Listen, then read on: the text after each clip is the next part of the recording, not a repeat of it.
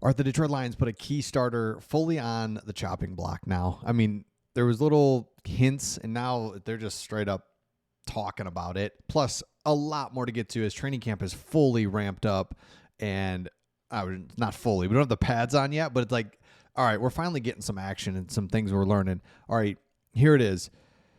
Dan Campbell said earlier this week that this is Jack Campbell's defense. It's like, okay, this is Jack Campbell's defense. And then if you go here to this latest tweet from Calvin Shepard, what he had to say on Jack Campbell. He said, I have coached him since he was drafted. Out of everybody, he has never had another voice in his head. He knows what I'm thinking. We are in lockstep and spend a lot of time together. He let Jack Campbell know that this is his system, giving ownership to the players so everyone feels together. You have to give people a pedestal to go out and do their own thing, and that's what he's done. Okay, so Alex Anzalone wants a new contract. Derek Barnes is making more than him. So Alex Anzalone's like, okay, I don't like that. And then they're just coming out and talking about Jack Campbell. It's his defense. When all along Alex Anzalone has just been the anchor. It's just been the guy for us defensively when all else was kind of all over the place. Remember when he came into the Detroit Lions in 2021? It's like, okay, this guy sucks. It's like, actually, he's really good. He has been just awesome for us and so much better than I could have ever thought he would be.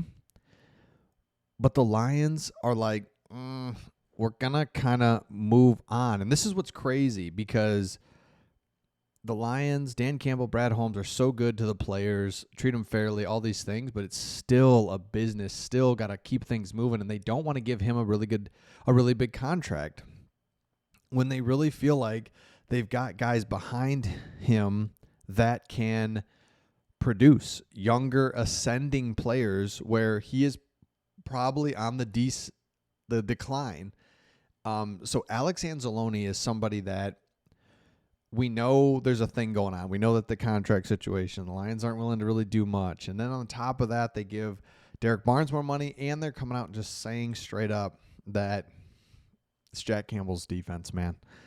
And it's going to be his now. And it's like, oh, shoot. So I don't know what happens with Alex Anzalone. He's made it very clear that he's here, but he's not super pumped about it. Didn't want to just hold out of camp. Wants to be at camp, but is still very much concerned about his contract and what's going to happen there. So it's something to keep an eye on, but I don't know how it pans out. It's just very clear that the Lions are not looking to build and continue to have him as the kind of the centerpiece of the defense, because we know obviously Hutch, we know the secondary is great, we know a lot of different things, but it just felt like Alex Anzalone was our core guy, and Lions look to be moving on from him.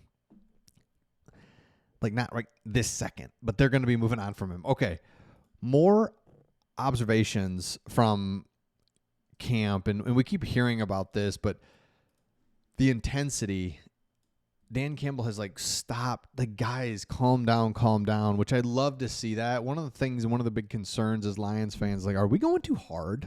Like, I love it. I know it's our thing, and Dan Campbell pushes them, and we ramp it up. But seriously, like, are we going too hard? And I love to see that Dan Campbell gets it, and he's like, guys, we gotta settle down. Again, we do not play until September 7th. We got a lot of time, a lot of reps. We don't need to be doing this. So same thing. Dan Campbell's like calming things down yet again. Today, another thing interesting to see, kind of some line swapping here, is Graham Glasgow goes to center, Tate Ratledge goes to right guard. This is kind of what I had always thought was going to be the combo. But because Graham Glasgow came out recently and said that he loves right guard, basically loves right guard, so why not put him in his absolute best position, which is right guard, and then Tate Ratledge has got to kind of learn either way. Let's put him at center. So, but I love seeing that they're going back here, because if he gets injured, and you got to be interchangeable. So Tate Ratledge, man, Let's do it. After practice, Tate talked. He said it's definitely mental. To me, offensive line play. I mean, of course, like I said, it's quicker. Everything happens quicker. But, yeah, mental side of it, definitely hardest part, getting everybody on the same page. At guard, you got a little bit off the ball, a little bit of a delay, and then you get up here, there's quicker guys. So playing at center, there is an adjustment. So I think I love him, by the way, already. Just love the mullet, the tattoos. Who's your favorite player right now? Or just kind of like, yeah, who's your favorite Lions player? Man, I love Jahmyr Gibbs. I mean, it is just like, are you kidding me? But of the new guys, I would say Ratledge is right up there.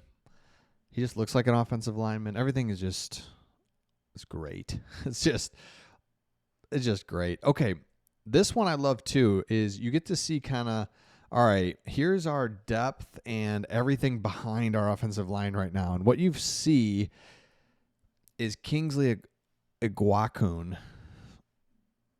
Dan Campbell said, I like him, and he's improved a lot. Remember, he was the center from Florida.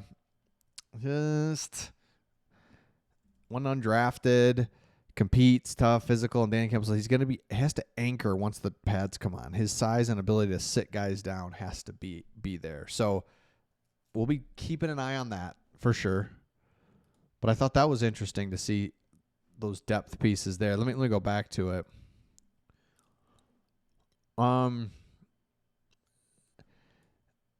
Mixed reports on Giovanni Manu, which is just bummer. You were just hoping he would just be unreal, but he's still trying to figure it out, which is just such a bummer. Such a bummer. If you just like, all right, imagine if he was great. Now you got your tackle. Now you got skipper of the other tackle. Boom, tackles are done. We're set. Then you go into the interior offensive line and find just one of these guys that you really love, because remember, Frazier's hurt now.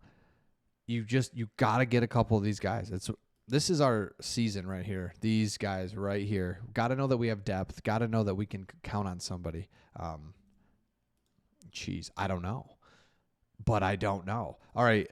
Another one that I loved was from Kelvin Shepard. He said on the secondary, strength of the defense, one of the deepest spots on the team, a luxury to have. And then he goes on, Terrion Arnold, love it. Enos Rakestraw, DJ Reed, Amik Robertson, leading the group, showing them how to work, and still on the secondary is head in the right direction for sure. What if we have an elite secondary? We have not had an elite secondary. Seriously, since I'm trying to think when we would have had like a decent secondary. It was probably when we had Darius Slay and Glover Quinn, and you're just feeling good about it, but not two all-pro safeties, an ascending Terrion Arnold and Enos Rakestraw with a DJ Reed and having Amik Robertson. Man, we have not had this. I know for sure we haven't had it in the Dan Campbell era.